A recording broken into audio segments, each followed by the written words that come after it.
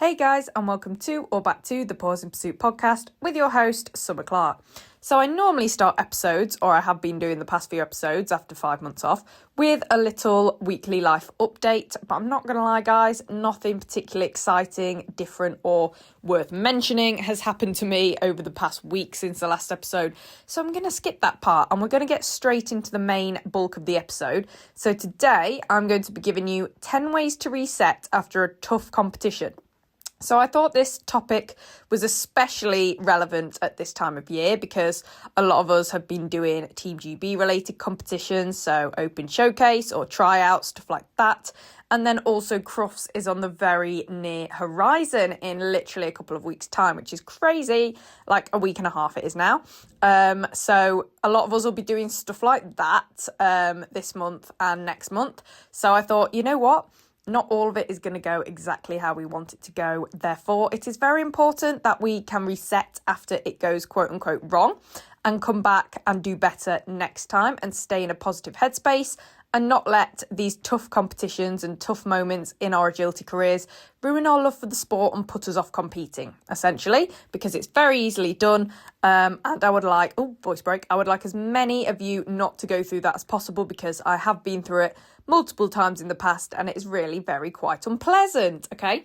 So let's get straight into it then. So resetting after a tough competition requires mental recalibration in order to move past disappointment and regain your focus, okay? So that is essentially the point behind resetting after a tough competition. You know, it's really important, especially when we've got, I've got 4 days of intense and quote unquote important competition between start of Feb and end of March, which include 2 lots of GB tryouts and 2 days of Crufts. So if one goes badly for me, I don't want to then let that experience and my mindset after that ruin the following days of that, if that makes sense. Because like I said, I don't want one to go wrong and then the next 2, say if the first day of Crufts goes wrong for me, I don't want that to affect the second day of Crufts and then also the second tryout weekend either. So it's very important to reset in between competitions, especially when one doesn't go the way that we'd hoped. So point number 1 is to acknowledge and process your emotions. So instead of suppressing your emotions, allow yourself time to feel disappointment, anger, or frustration without judgment. So the without judgment part is very important. You don't want to judge yourself for feeling any of these emotions because it is very normal to feel disappointed, angry, or frustrated. I think disappointment is probably the most common. Some people probably wouldn't feel anger, but I do feel anger at myself. It's usually it's always self-directed. And that is the case. Like we're rarely angry at our dogs. We're never angry at our dogs. It's always us that we're angry at. We think we could have handled a situation better or done better for our dogs. And it's a very unpleasant emotion to feel. And obviously the frustration that we went wrong, aimed at ourselves, but it could also be frustration or anger at the conditions, for example the weather conditions, sometimes even the judge if they've maybe made an error or made a decision that you don't agree with, for example, all things that are completely out of our control. We often get swept up in emotions around that, even though it's external and we cannot change it and we couldn't have done anything to change it before we ran in the first place, okay? But despite that, all these emotions are normal and it's important to recognise that we're feeling them and tell ourselves that that is normal and that is okay. There is no judgment there for feeling those emotions whatsoever. Most of us feel them, okay? So labelling your emotions in this way will help to diminish their power over you, okay? So we have to be in control of our own emotions. That doesn't mean suppressing any. It means feeling them in the moment, recognising what they are, and then moving past them, because we know what they are and we know that they're not in control of us, if that makes sense. Okay, so it's about accepting, realising, being in the present, thinking, right, I'm feeling this and this and this because of this, saying that's normal, and then it passes. We allow it to pass. Whereas if we don't have that moment of recognition, recognising the emotions and accepting them, then they just fester. We don't address them. They just lay dormant. Which is not good for our longevity in the sport or in competition, basically. Point number 2, conduct a debrief. So shortly after the event, reflect on what happened while your memories are still fresh. Okay, so a lot of people probably don't want to do this straight after, and I wouldn't recommend doing it straight after. because, like I said, emotions are not just fresh, they are absolutely raw. So the moment we step out the ring and it's gone to pot, it is very raw, very fresh. We're probably not going to be in a growth mindset. We're going to be, like I said earlier, angry, disappointed, frustrated. Not the best emotions to sit in to debrief constructively. Okay, so you need to give yourself time, whether that's a few hours or the rest of the day, just to, relax, let those emotions fizzle out, because all emotions do eventually dim down, subside, pass, whatever you want to call it. We can't sit in one extreme emotion for ages and ages. That's just not how we operate. So give those time to pass. However, shortly after, so don't wait too long, like I said, a couple of hours or the rest of the day, and then the next day when the memories are still fresh in your mind and everything that happened you remember vividly still, try to focus on what you did well first and foremost. Okay, acknowledge the strengths of yours and your dog's performance, and then look at specific areas for improvement. So instead of looking at it like, I did this wrong, my dog did this wrong, go, what could be improved and what could we do better next time that will hopefully result in a better outcome that you prefer. Okay, so it's extremely helpful in this scenario if your run was recorded, as this will allow you to debrief the experience as accurately as possible. Okay, so if you can watch your run back, you can pinpoint exactly what happened and then look at your handling, look where your dog was looking. You can see these split-second moments and stuff when you watch the run back on video. If it's not videoed, we often have no idea. Okay, when you're actually doing something in the moment, we actually aren't sure what happened. We may not have been looking at our dog. We definitely weren't looking at ourselves, because we are ourselves. Okay, so we probably weren't aware of a split-second decision we potentially timed wrong, or didn't need to do, or the moment we disconnected from our dogs by accident, stuff like that. So if you can get your runs filmed, then this is going to really, really help you be able to do that debrief more accurately and less biased. So you're not just going to be going off of what you saw, felt and did in the moment. You're actually going to be looking at it from a third person perspective, if you will, which makes it, it's just a way more accurate way to reflect on a performance and debrief.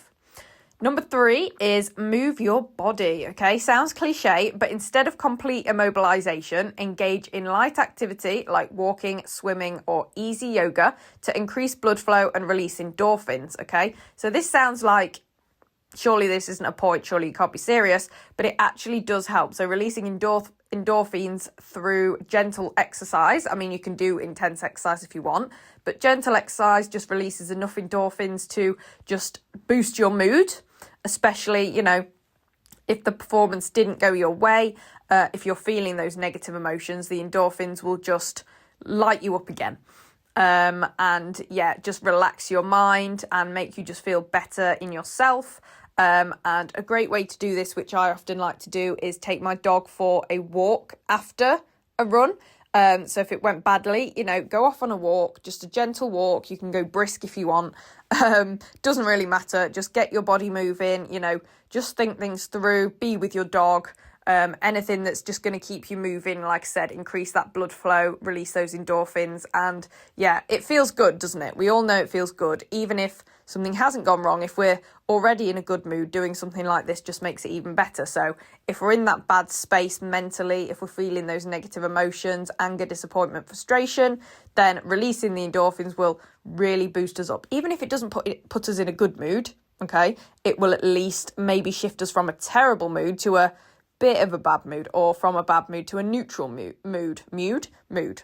Okay, so point number 4, practice physical reset techniques. Okay, so again, this might sound a bit woo-woo, but you can utilize breath work in order to activate your parasympathetic nervous system. Okay, again, a bit like the previous point, this just regulates your nervous system, regulates your mood and headspace, okay, and calms you down. Honestly, the power of breath work to change your mental state has been huge for me, both before and after a run, no matter how it went, okay? Alternative techniques, so on a similar wavelength, include shaking out tension or using a visual anchor. Now, easy to follow guides to these practices can be found on the internet if you don't work with a sports psychology coach. I do work with a sports psychology coach currently, so she helps me, put all these techniques into practice and make sure I'm doing them correctly. But you can look them up on the internet. Not saying they're all reputable or all correct, and there's probably several different ways of doing it, but it is something to look into and something that I found especially helpful. Like I said, especially after a performance has gone wrong or a result isn't the one you wanted, because if it goes really well, then you're already in a good space. So these, they still help, but really you need to be relying on these things to pull you out of a poorer headspace when it's gone wrong. Okay. If you want to learn more about working with a sports psychology coach and my experience doing so lately, check out my latest episode. I think it's the episode before this one, and I was just discussing the benefits of me having a sports psychology coach. So yeah, why I have a sports psychology coach was my last episode before this one. Do check that out if you would like a bit more information and insight on that. Point number 5 is reflect objectively without blame. Okay, so review your performance by asking yourself, what can I learn from this experience, instead of what did I do wrong? Okay, so there's a fine line with this one, because you do want to kind of acknowledge your mistakes and the things that you did, quote unquote, wrong to cause the error. If it was you, because sometimes our dogs just do silly things and that wasn't us, and that's absolutely fine too. But yeah, just kind of think, instead of blatantly going, what did I do wrong? How did I mess up? Why did I mess up? Go, right, what can I learn from this experience? So what maybe did I not do as well this time, but what can I do instead next time? And just changing your language around that question itself is super, super powerful. Or at least in my experience, it's very powerful and really helps with my mindset then moving forward from that experience in the long term. So it's all about shifting your approach from self-criticism to constructive analysis in order to grow for the future. Okay, so like I said, self-criticism and constructive analysis is essentially the same process and the same, you're looking at the same data and the same thing, but you are doing so in a completely different way. So it is crazy how it's the same process, just done differently. One's negative and one's positive, okay? Even though it's looking at the same thing and going through the same process, it's just a different way of doing so, and a much more helpful one as well. Point number 6, request feedback. Okay, so ask a trusted friend, family member, or trainer to provide honest, constructive feedback about your performance. Okay, so super helpful if you've got a groom with you, or a friend, family member, or your trainer is watching your run in person to ask. But like I said, that's the good thing about getting your run filmed as well. Because if someone wasn't there at the time, you can send it to them. Okay, so you could send the video of your run to your trainer and request feedback, because it is often difficult for us as handlers to see exactly where and how our mistakes occurred, whereas a spectator, on the other hand, will have seen them happen in real time. Okay, like I said, that first person perspective of the event is completely different to a third person version. Like I said, third person perspective of the event is a lot more clear and accurate. They can see you as well as your dog and where you both are in space and time, whereas you can't see yourself. You can just see your dog. And sometimes we're not even looking at our dog, are we, on course? We're just looking ahead of us, hoping our dog will follow, trusting their skills. Sometimes it doesn't work out. We look behind us and something's gone wrong, but we're not quite sure exactly how or what happened. So the only way to find that out and, delve deeper into the reason why, and therefore know how to correct it next time, is to see all of that from a third person perspective, because you see it all happen in one go. Okay, instead of little bits of it that we have when we're actually doing the run ourselves and seeing it through our own eyes. Okay, so make sure to not shy away from feedback and actively request that. Don't be afraid of criticism, because like I said, just think of criticism as constructive no matter what it is. Even if it sounds a bit negative, think, no matter what this criticism is or what this feedback is, I can take it constructively. Okay, that is completely your choice. Okay, in my opinion, there's no such thing as criticism and constructive criticism. There's just constructive criticism, because any criticism, even if the person does say it in a negative way or in a, a way that is a bit hurtful and actually not very nice of them, we can still take that and take it constructively. Can you hear my stomach rumbling? So yeah, again, it's just how we look at it. It's a perspective thing. Okay, so make sure you're requesting that feedback actively from other people. Ideally, like I said, from people that you trust or people that also, know a fair bit about agility. For example, a trainer or a friend that also does agility. But even a family member, like I will ask my mum even, because yes, she's never done agility in her life, but she can still see what happens. And she's been watching me do it for 13, 14 years now, and watching a lot of other people do it too, both successful performances and not so successful performances. So she still has a general idea of what's occurring, okay? Eyes do not lie. So yeah, don't shy away from getting feedback, actively request it. Point number 7, rebuild confidence with visualization. Okay, so again, I spoke quite a bit about visualization in my previous episode about getting a sports psychology coach, but you need to visualize positive scenarios like successful past performances and skills that you carried out successfully in order to strengthen your neural pathways. Okay, so getting psychological again here, and boost your confidence. Okay, so it's almost a little reminder that, wait, hey, I can do it. I've done it before. In fact, you've probably done it multiple times before. But it's easy to forget those good times when you did it correctly and it all went really well and you performed at your best, when you're in the midst or have just had a less successful experience where you maybe did make a mistake or two. Okay, so you need to just force your brain to, remind yourself of those times. And you'll probably find, if you sit and remember as many as you can, that they actually do happen just as much as, if not more than, the times where you do make mistakes. Okay, so like I said, it's just reminding us about those times, because as humans, our brains are wired to focus on the negatives. It's a kind of safety response. Therefore, you have to actively be aware of that and concentrate on forcing yourself to remember the positives as well. Because I don't know about anyone else, but I always just seem to fixate on the negatives because I want to turn them into positives, and I want it to all be positive and 100% success and stuff like that. Whereas actually, if we look back at our past performances, maybe since we started agility or anything in life, to be honest, we've probably we've let ourselves forget about all the times we did something really well. Okay, so it's very important to not forget those times. So, point number 8, set small process-oriented goals. So focus on short-term actionable goals for your next competition that are entirely within your control. So, for example, you could say, I'm going to focus on controlling my anxiety pre-run instead of I'm going to win the next run. Okay, so again, it's that process versus outcome approach, prioritizing the process over the outcome and letting the outcome sort itself out. So instead of the goal being to win, which is essentially completely out of your control, depends what everyone else does, depends on the course, depends on the judge, depends on the weather conditions, depends on what mood your dog's in that day, depends on distractions, the list could go on. Set a goal that you will and can very easily succeed at, and that is, I will try my hardest to control my anxiety pre-run and go in calm, confident and collected. That is a lot more achievable than just saying I'm going to win this run.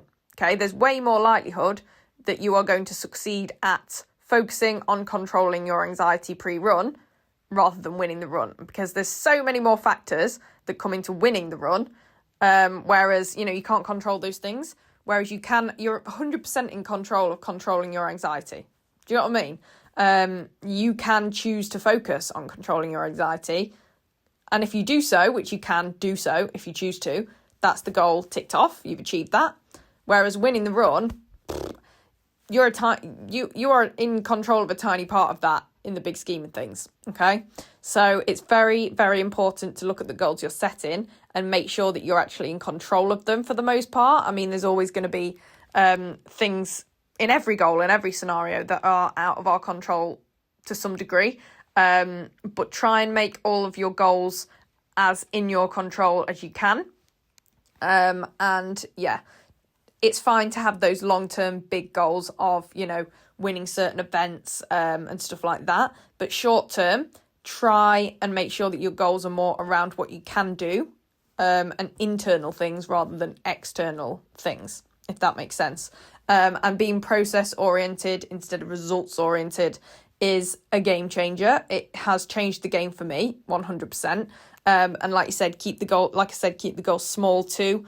As far as short-term go, like I said, it's fine to have those big long-term goals that are huge and in your wildest dreams, but you've got to balance them out with the shorter-term, more easily achievable ones too. Otherwise, you're going to find that you're not, you don't seem to be achieving any of your goals. That's because they're all too big and too, in the future, too long-term. So have a nice balance between small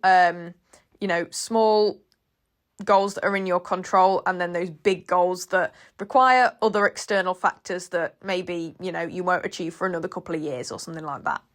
Point number 9, follow the 24-hour rule. So I would recommend giving yourself a limited short window of no longer than 24 hours to dwell on and learn from the experience before intentionally shifting your focus forward. Okay, so like my first point, it is fine to kind of wallow in it for, a day or so. But after a day, that's enough, okay? Don't let yourself have longer than 24 hours feeling your feels, okay? You can sit in your feels and think it over and mull it over and, watch it back over in your head and watch and agonise over that run as many times as you want and pick it apart and find out what went wrong and what you did wrong and, what you should have done differently to learn for the future. But then after that 24 hours, with those new lessons now learnt and in place for the future, it's time to move on, okay? Forget it. You won't forget it because you've learned the lessons during those 24 hours, but don't fixate and wallow in that one particular event or competition for any longer, okay? Because then it just becomes unhealthy, and that's when you'll no longer be able to, use the lessons you've learned for good in the future because you're just stuck in the past. You're so fixated on that run and that competition that it's impossible to move on. It's like relationships. If you stay fixated on that one person that dumped you a year ago or so, you're going to struggle to find someone new because that other person's still in your head. It's very, very similar. In fact, the same as, a competition performance. Okay. Don't get stuck on a past event in the same way that you shouldn't get stuck on a past relationship. Okay. You need to move forward to new people and you need to move forward to new competitions that are actually going to be even better than the last one and even more successful than the last one because that past quote unquote failure has taught you how to make the next one better. Okay, so do not dwell for longer than 24 hours. And half of that time will be you sleeping, okay? So technically it's just probably 12 hours a day, whatever. But yeah, a day, give it to yourself and then move on. Okay, final point then. Point number 10 is to detach and disconnect. So after your allocated 24-hour period has passed, feel free to take some time off to pursue unrelated hobbies, spend time in nature or connect with friends and family in order to prevent burnout and gain perspective. Okay, so if a competition went badly or really well, I think it's nice to have the day after that away from the sport. Okay, away from that world, doing something completely different, unwinding, switching off from it, okay, to either celebrate the success and just chill afterwards or, like I said, just forget about it, forget about that sport, okay? So after you've done your 24 hours dwelling, okay, give yourself the next day to just disconnect, okay, from the sport itself, okay? We don't need to be obsessing over the sport 24/7, 7 days a week, 24/7, yeah, 24/7. No need for that 7 days a week, was the summer. But you get my drift, okay? There is no need to do that 24/7. It can't all be agility, because trust me, I've been there, done that, and sometimes you just need to have a day or so where, even a week if you need it, where you just do something else. Think of it as like a little holiday, okay? Because I know agility is our hobbies, but when we're competing in it, especially at quite a high level, it does become a little bit more of a job because there's that added pressure. Maybe there's that added expectation, which is completely natural for all of us. But it is a lot. It does take its mental toll. So to have that day away from it afterwards, to just, detach from it, disconnect.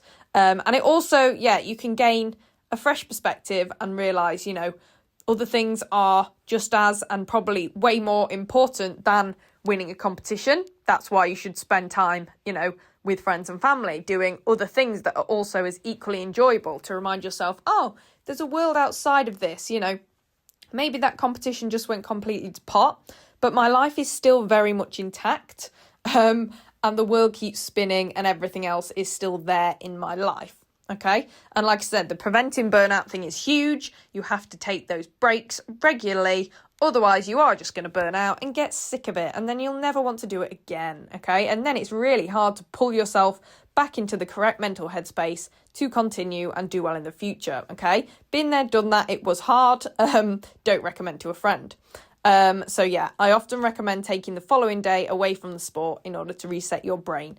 And then when you do return after that, you will feel ready to start working towards your new goals. Okay. So that is very important. And I think that's something that people don't realise, I don't think anyone really realises that that's a good idea, especially like me, if you're an agility trainer, if you're an instructor, or if you work in the field, or if you see other people that do agility, on a regular basis, we don't really get that time away. Okay, like for example, if I had a show Saturday, Sunday, and then I'm back teaching on Monday, I haven't got any time away from it. Okay, it's forced upon me. So you do want to give yourself at least that day. Just make sure you're doing something else at some point. Okay, very, very important to disconnect from time to time and, keep that balance in your life. No matter if it went well or badly, to be honest, but especially important if it didn't go your way.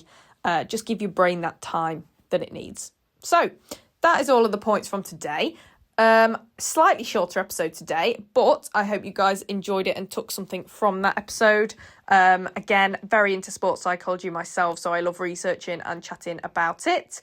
I do have 2 very exciting guests coming on the podcast over the next few episodes, so make sure you're following the podcast so that you do not miss those. Like I said, they'll be coming within the next, I think one will be in 2 weeks' time and one will be in 3 weeks' time. So you do not want to miss those. I know you're going to love both of those episodes and I'm excited for those conversations.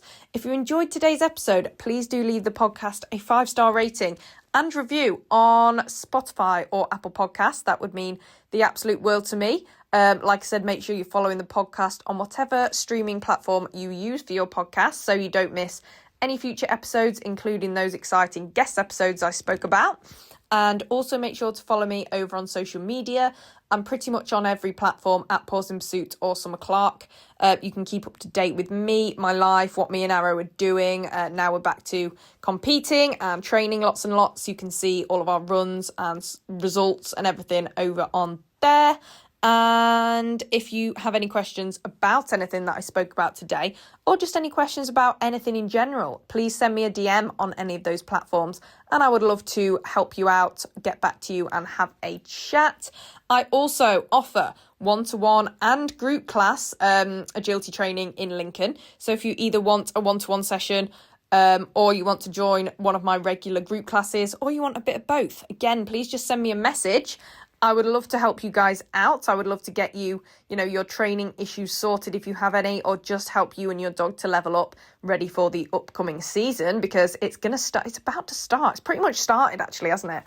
But aside from crufts and tryouts, I guess the main season starts in April. So we've got like a month and then off we go. Off we bloody go. It's time again. It's that time again. Very exciting. I'd love to help you guys in person. So please do send me a message. And finally, keep on sending me your podcast episode topic requests and recommendations, both solo episodes, so topics you would like me to talk about in episodes that I record alone, like today, and also guests you would like me to have on in the future, and what kind of things you would like me to talk about with those guests. Again, I've said this before, but if you send in a request, you're pretty much guaranteed to get that request turned into an actual episode. I love making sure that I am discussing things that my listeners actually want to hear. So make sure you send those over too. But yeah, that's all from me today. What am I up to over the next week? So I have a Crufts prep show at Dog Sports Derby tomorrow. So this comes out on Wednesday. It'll be the following day, on Thursday, which will be very exciting. Get myself and Arrow out on the Astro again, because Crufts is there for the following week, I think. Yeah, that's crazy. So exactly a week before me and Arrow compete in Champ at Crufts, it will be. So I've got Crufts Prep Show at Dog Sports Derby, and then next Monday, Arrow has his pre-Crufts physio appointment. So pre-Crufts and second weekend of tryouts physio for him. Make sure he's in good shape for those 2 back-to-back weekends. And I also have a pre-Crufts Dog Sports Derby hire on the Tuesday, so a couple of days before our Champ runs at Crufts. So quite busy in the next week, actually, doing last minute prep bits for Crufts and tryouts. And yeah, next week's episode will be what month is it? March. Will be the March Q&A. So the March Q&A session. So on my story this Sunday, I will be asking you guys to ask me any questions, and I will answer them, in next week's episode. And then it'll be Crufts. So that's crazy. But yeah, so make sure to get your questions in about absolutely anything for that March Q&A. Keep an eye out on my story on Instagram, like I said, at Paws in Pursuit. And I'll be asking you guys to ask me those questions on there, and I can't wait to answer them. But for now, I hope you have a great week, guys, and I will speak to you all next Wednesday at 8 p.m. Bye, guys.